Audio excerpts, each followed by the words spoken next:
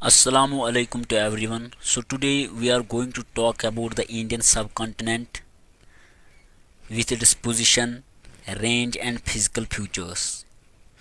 तो आज Indian subcontinent के बारे में बात करेंगे कि इंडिया को क्यों सबकॉन्टिनेंट भी कहा जाता है, और इसके साथ साथ हम इंडिया की पोजीशन की बात करेंगे और इंडिया का जो रेंज है, एक्सटेंट है, इंडिया कहाँ तक यानी कि फैला हुआ है, और इसके साथ साथ जो भी कुछ फिजिकल फीचर्स हैं उनको भी हम विथ मेन लैंड के साथ डिस्कस करेंगे।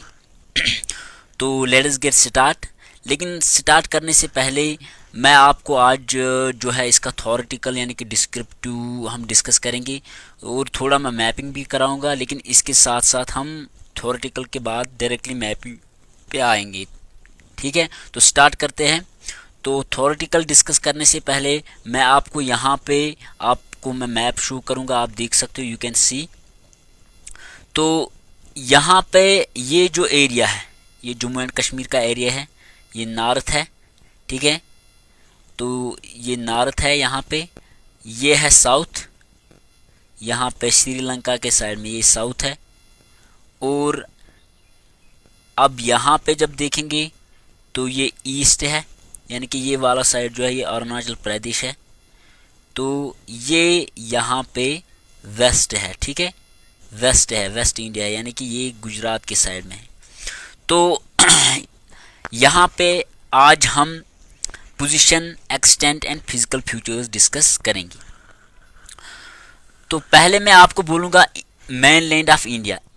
जो इंडिया का जो मेन लैंड ऑफ इंडियन सब कॉन्टिनेंट है, इसमें कौन कौन सी कंट्रीज ऐड होती है। क्या हम खाली इंडिया को इंडियन सब कॉन्टिनेंट कहते हैं, या इंडिया के साथ जो इंडिया की नेबरिंग कंट्रीज है उन सारी कंट्रीज को मिला के हम इसको सब कॉन्टिनेंट कहते हैं। तो मेन लैंड ऑफ इंडिया, एक तो हम इंडिया की मेन लैंड, ये इंडिया की मेन लैंड है, यानी कि जो इंडिया की अपनी लैंड है। ठीक है, यहाँ से मैपिंग से जो हम देखते हैं, ठीक है, यानी कि जम्मू एंड कश्मीर से लेकर यहाँ जो है कन्याकुमारी तक, और इसमें कुछ आइलैंड्स भी आती है, तो वो भी यहाँ पे मेन लैंड में नहीं आएंगे, वो मेन लैंड से बाहर है।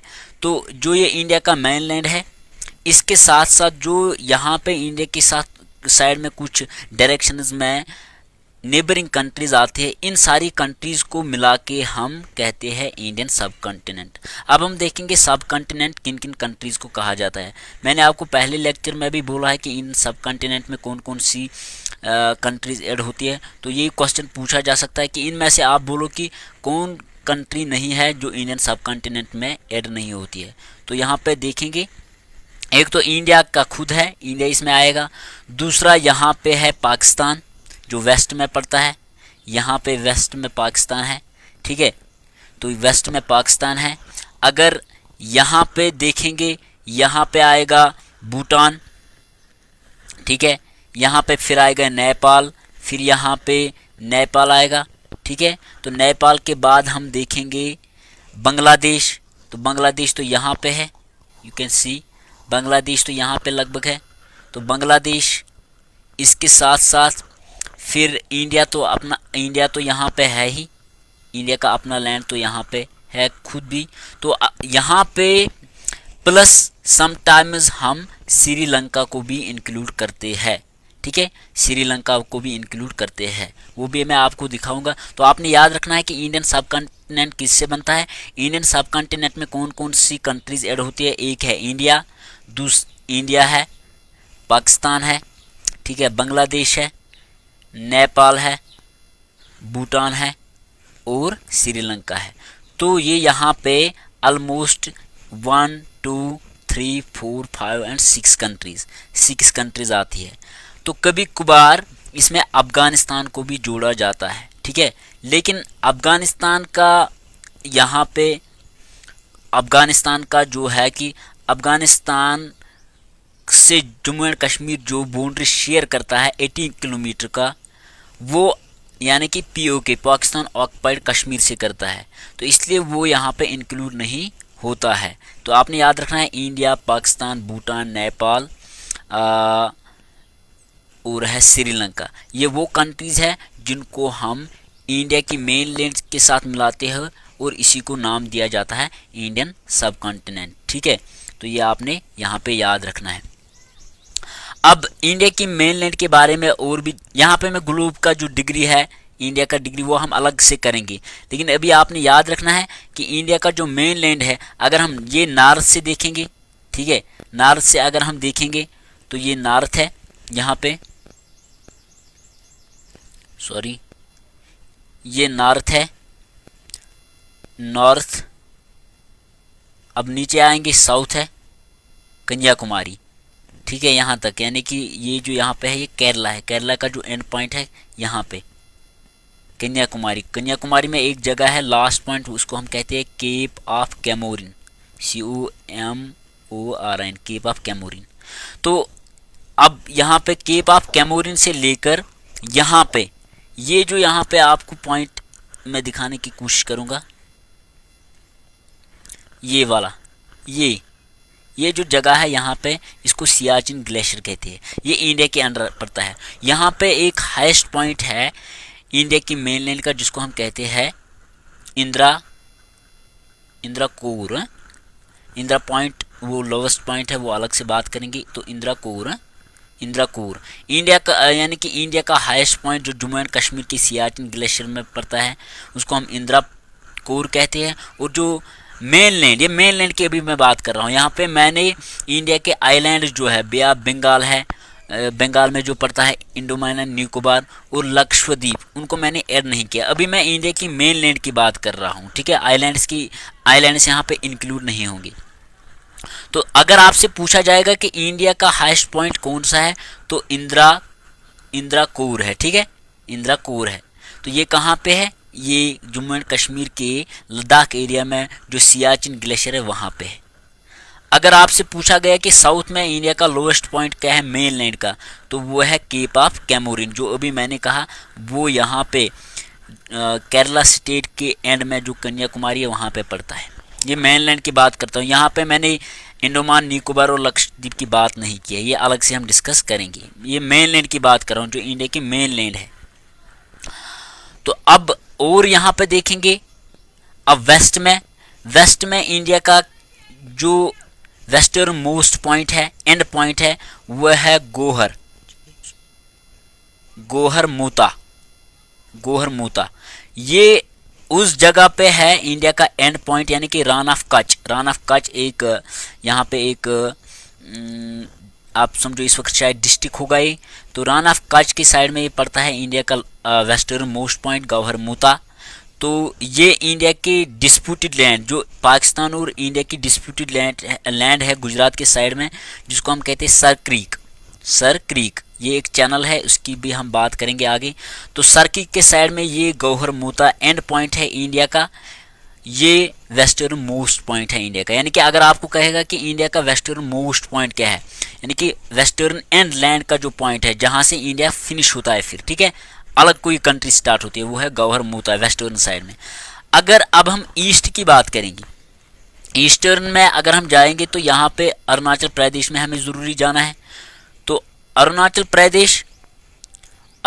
प्रदेश का ये एरिया जो है, यहाँ पे अरुणाचल प्रदेश, यहाँ पे एक डिस्ट्रिक्ट है जिसका नाम है अंजवा, ANJAW, अंजवा डिस्ट्रिक्ट। वहाँ पे एक एंड पॉइंट है, उस डिस्ट्रिक्ट का एक एंड एरिया है जिसको हम कहते हैं किबित्तू,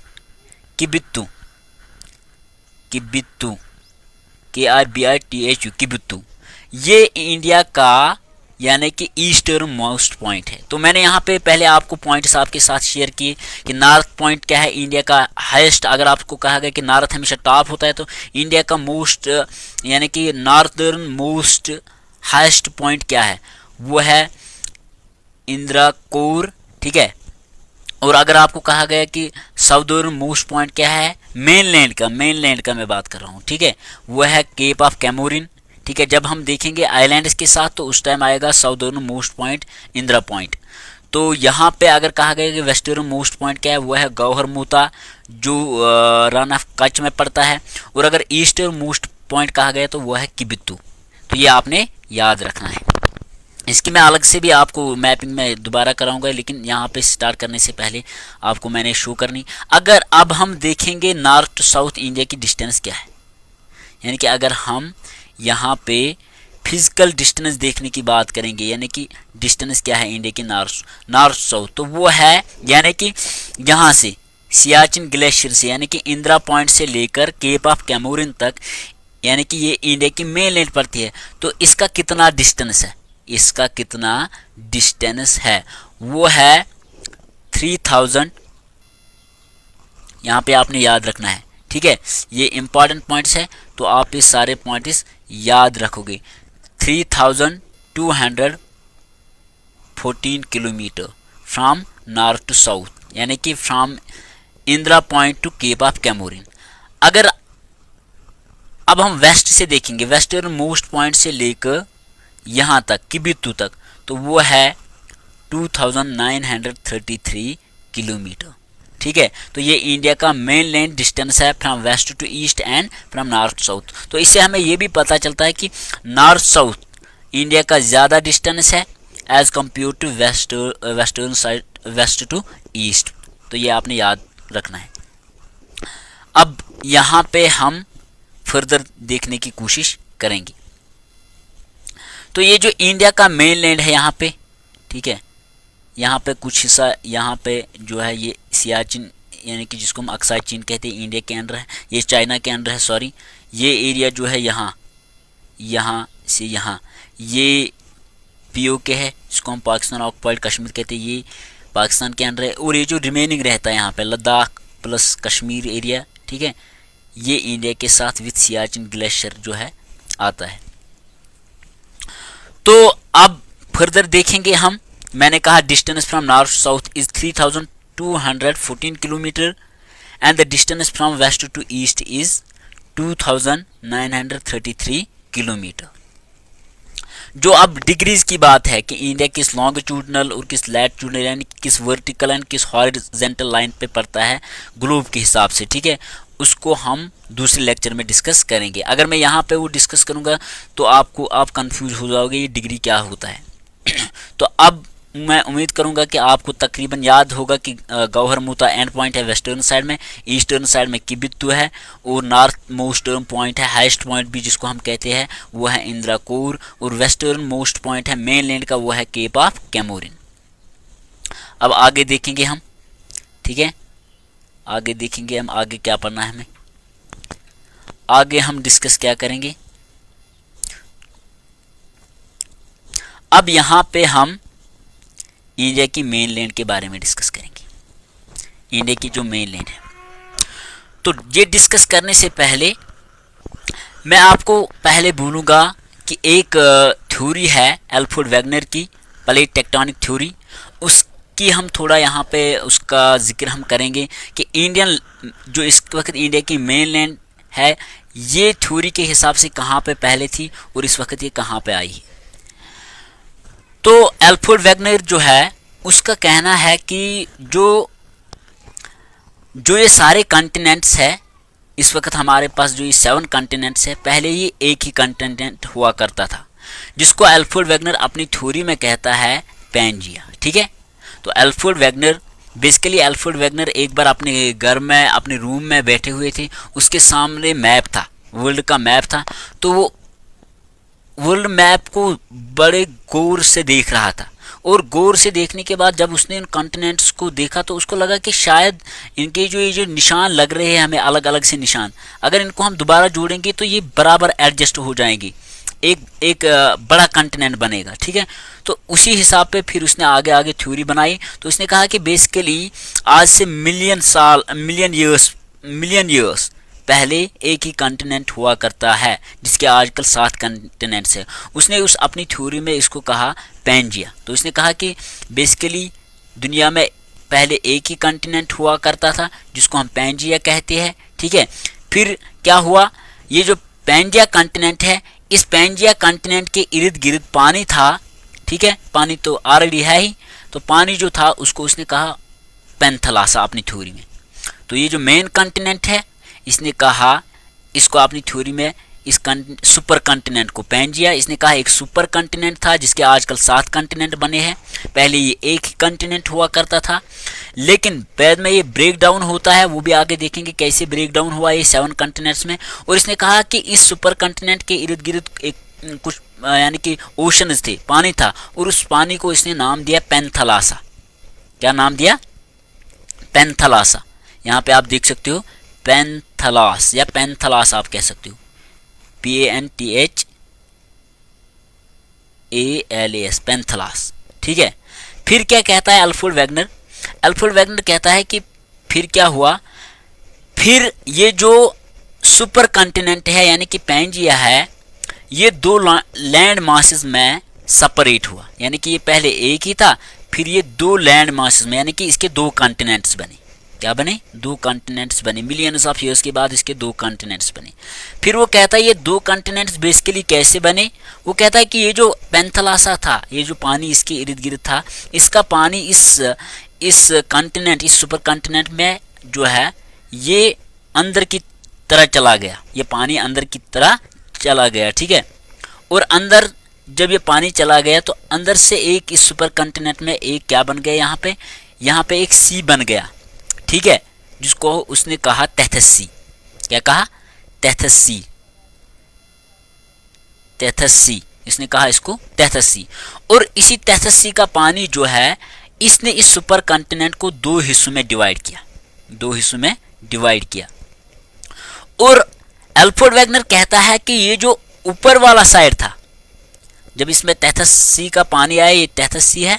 ठीक है। इसका जो पानी बीच में आया तो इसने इसको 2 हिस्सों में डिवाइड किया। ये जो ऊपर वाला हिस्सा है उसको इसने नाम दिया लौरेशिया। लौरेशिया। ठीक है। जिसको आजकल हम यूरेशिया भी कहते हैं। इंडिया, एशिया प्लस यूरोप को हम मिला के, क्योंकि ये एक ही प्लेट पे है तो इनको हम यूरेशिया के नाम से भी जानते हैं। तो इसने इसको कहा, ऊपर वाले हिस्से को इसने अपनी थ्योरी में कहा, ठीक है, लौरेशिया। और ये जो नीचे वाला हिस्सा है, ये इसको इसने कहा गोंडवाना। क्या कहा? गोंडवाना कॉन्टिनेंट। गोंडवाना कॉन्टिनेंट। फिर यहां पे अब हमें इंडिया पे आना है। तो यहां पे अल्फ्रेड वेगनर साहब कहते हैं कि जो इंडिया का इस वक्त मेन लैंड है, जिसको इस वक्त हम इंडिया लैंड कहते हैं, इंडियन कंट्री कहते हैं या इंडियन सब कॉन्टिनेंट कहते हैं, ये लैंड चला गया था पहले साउथ की तरफ, गोंडवाना की तरफ। ये नॉर्थ है। ठीक है। ये नॉर्थ है, तो नॉर्थ की तरफ चला गया पहले। ठीक है। नॉर्थ की तरफ चला गया पहले, यानी कि ये लौरेशिया है, ये गोंडवाना है, बीच में तैथस सी है। तो इंडिया का जो मेन लैंड है, अल्फ्रेड वेगनर कहता है कि इंडिया का मेन लैंड पहले, जो इंडिया का प्लेट है वो पहले चला गया। इंडिया का लैंड मास कहाँ, किसके साथ? गोंडवाना के साथ, साउथ में।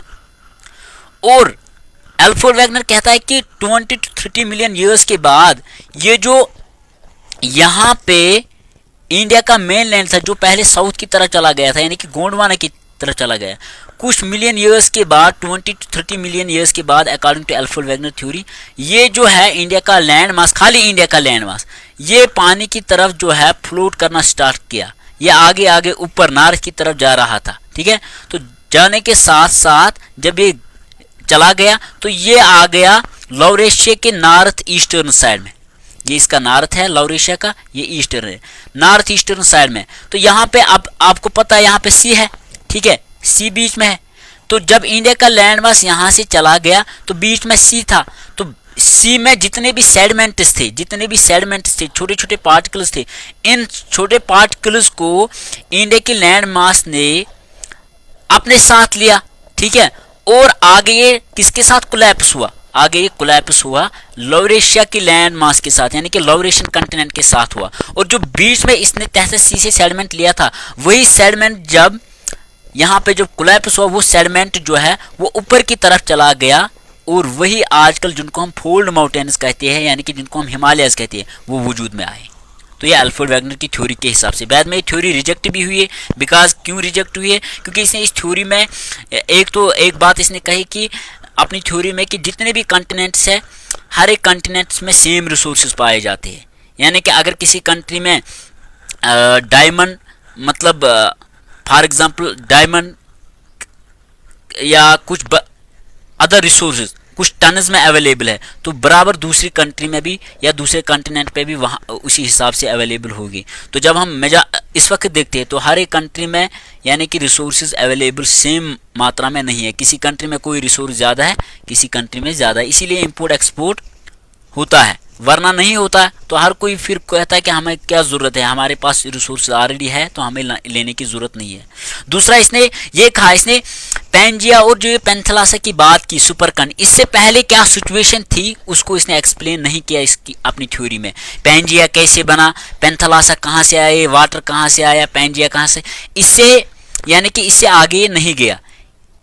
ठीक है, यानी आगे तो गया है लेकिन इससे पीछे ये नहीं गया, सॉरी, यानी कि इससे आगे ये गया, पेंथलासा बना, फिर तैथस्य आया, फिर गोंडवाना में डिवाइड हुआ, फिर आहिस्ता आहिस्ता ऐसे ऐसे करके मिलियंस ऑफ ईयर्स में 7 कॉन्टिनेंट्स बनते गए। ये इसने कहा अपनी थ्योरी में, लेकिन इससे पहले क्या सिचुएशन था वो इसने अपनी थ्योरी में एक्सप्लेन नहीं किया, इसीलिए इसकी थ्योरी को रिजेक्ट किया गया। तो अब आपने यहाँ पे याद रखना है कि अगर आपसे क्वेश्चन पूछा गया कि इंडियन लैंड मास जो है ये पहले किस सुपर कॉन्टिनेंट था, जब वो 2 कॉन्टिनेंट्स में पहले डिवाइड हुआ, यानी कि पहले एक ही कॉन्टिनेंट था एल्फ्रेड वेगनर की थ्योरी के हिसाब से, फिर 2 ही कॉन्टिनेंट बने थे, एक है लौरेशिया, दूसरा है गोंडवाना, फिर आहिस्ता आहिस्ता 7 कॉन्टिनेंट्स बने। लेकिन 2 कॉन्टिनेंट्स बनने के साथ इंडिया किस कॉन्टिनेंट के साथ था, वो था गोंडवाना के साथ। तो गोंडवाना के साथ ये कुछ मिलियन ईयर्स तक रहा होगा, फिर पानी की वजह से ये आगे आगे नॉर्थ ईस्टर्न की तरफ फ्लोट करता गया और ये वहाँ पे लौरेशियन कॉन्टिनेंट के साथ टकराता है।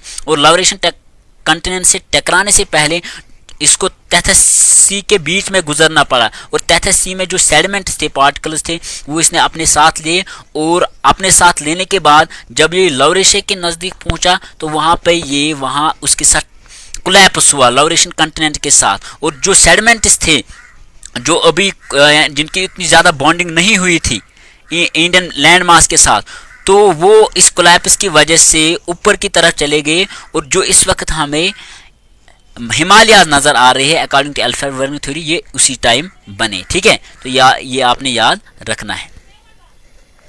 तो ये थी यहाँ पे एल्फ्रेड वेगनर थ्योरी, तैथस सी को आपने याद रखना है। ये मुझे बोलना नहीं था, लेकिन यहाँ पे हिमालय कैसे बने और इंडिया पहले कहाँ पे था, गोंडवाना के साथ। अब हम इंडिया की मेन लैंड का डिस्कस यहाँ पे करेंगे। ठीक है, इंडियन मेन लैंड का हम डिस्कस यहाँ पे करेंगे।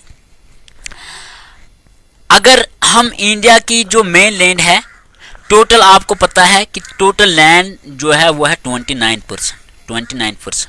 ठीक है, 20 अगर हम 100 में से परसेंटेज निकालेंगे, और अगर हम देखेंगे 71% वाटर है। ठीक है, तो 29% में इंडिया के पास जो लैंड है इस वक्त, इंडियन का जो मेन लैंड है, ठीक है, वह है 2.4%। तो इंडिया का जो वर्ल्ड एरिया है 29% में से इंडिया के पास वर्ल्ड एरिया कितना है, 2.4%। आगे देखेंगे, अगर हम बात करेंगे इंडिया दुनिया की 7th नंबर पे, यानी कि अगर हम ऑर्डिनल नंबर के हिसाब से, रैंकिंग के हिसाब से देखेंगे तो इंडिया 7th नंबर पे पड़ता है। इंडिया दुनिया की 7वीं बड़ी कंट्री है। तो इससे पहले कुछ कंट्रीज है जो दुनिया की सबसे बड़ी कंट्रीज मानी जाती है। पहले है रशिया, ये आपने याद रखना है। दूसरा है कनाडा, तीसरा है यूएसए, चौथा है चाइना, फिर है ब्राज़ील। ठीक है, तो ये आपने याद रखना है। फिर है ऑस्ट्रेलिया। ठीक है, तो आप ये याद रखना है, ऑस्ट्रेलिया जो है, ऑस्ट्रेलिया वाहिद वो कंट्री है जो आइलैंड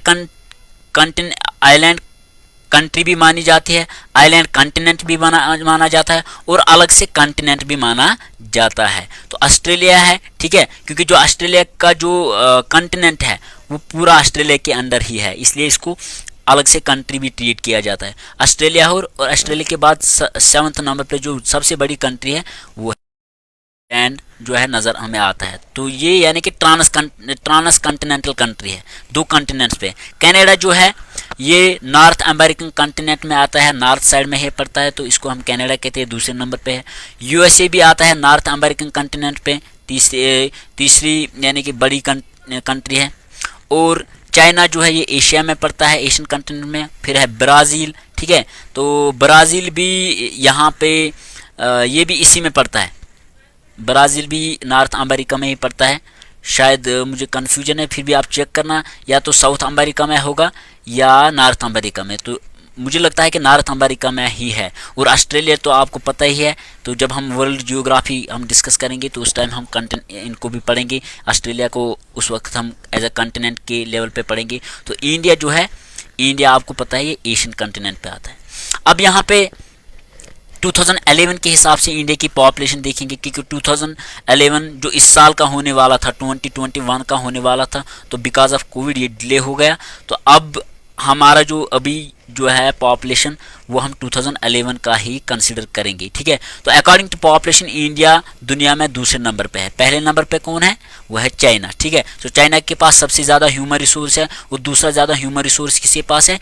इंडिया के पास है। अगर डेमोक्रेसी की बात करेंगे, डेमोक्रेसी में इंडिया पहले नंबर पे है, यहाँ पे सबसे ज़्यादा वोटिंग होती है, ठीक है। तो ये आपने याद रखना है। तो फिर आगे देखेंगे पॉपुलेशन के हिसाब से। तो पॉपुलेशन की अगर हम यहाँ पे पॉपुलेशन की बात करेंगे तो इंडिया के पास यानी कि 100 करोड़ है, यानी कि 1 बिलियन 1.25 बिलियन, ठीक है। 1.25 बिलियन पॉपुलेशन है इंडिया की, ठीक है, यानी कि 1 बिलियन से अबो। तो अगर यहाँ पे मुस्लिम पॉपुलेशन की बात करेंगे तो मुस्लिम्स की लगभग यहाँ पे 20 करोड़ यहाँ पे मुस्लिम्स है इंडिया में, ठीक है। 80% यहाँ पे हिंदू पॉपुलेशन है इंडिया में, ठीक है। तो यानी कि यहाँ पे आपने याद रखना है 80% यहाँ पे। लेकिन इस 80% में अगर कुछ बुक्स दिखा रही है कि 20% मुस्लिम पॉपुलेशन है, लेकिन कुछ बुक्स दिखा रही है कि 16% मुस्लिम पॉपुलेशन है, और 80% क्या है? 80% हिंदू पॉपुलेशन है।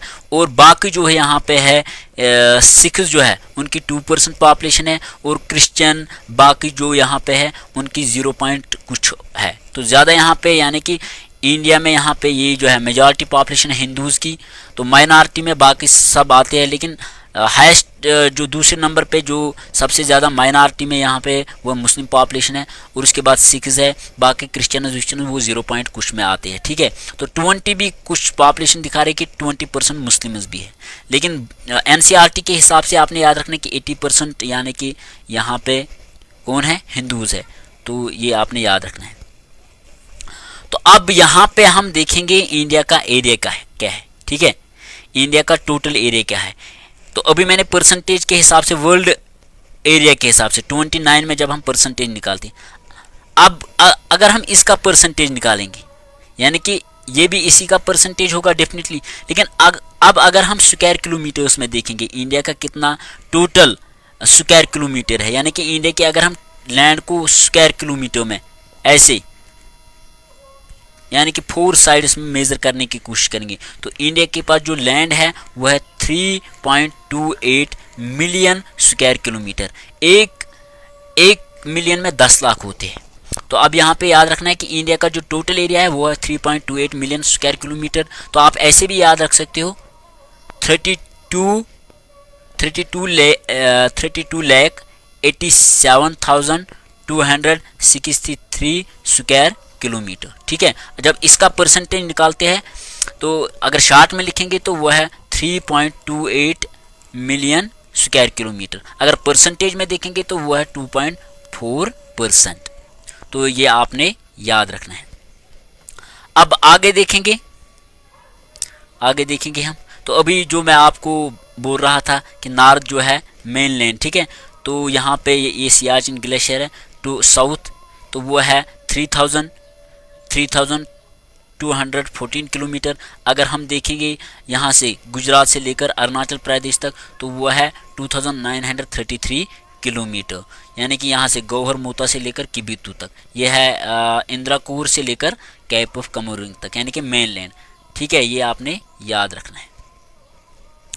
तो अब आगे देखेंगे हम, आगे क्या पढ़ना है हमें। तो ये जो बाकी है ये लॉन्गिट्यूडनल या लैटिट्यूडनल यानी कि हॉरिजॉन्टल एंड वर्टिकल लाइंस का ये हम कल डिस्कस करेंगे, और इसके साथ साथ हम इंडिया की जो नेबरिंग कंट्रीज़ है विथ सीक्वेंशियल आर्डर वो भी हम कल डिस्कस करेंगे। तो आज के लिए इतना ही। अल्लाह हाफिज़। तो चैनल को ज़्यादा से ज़्यादा शेयर करें। बाय, अल्लाह हाफिज़।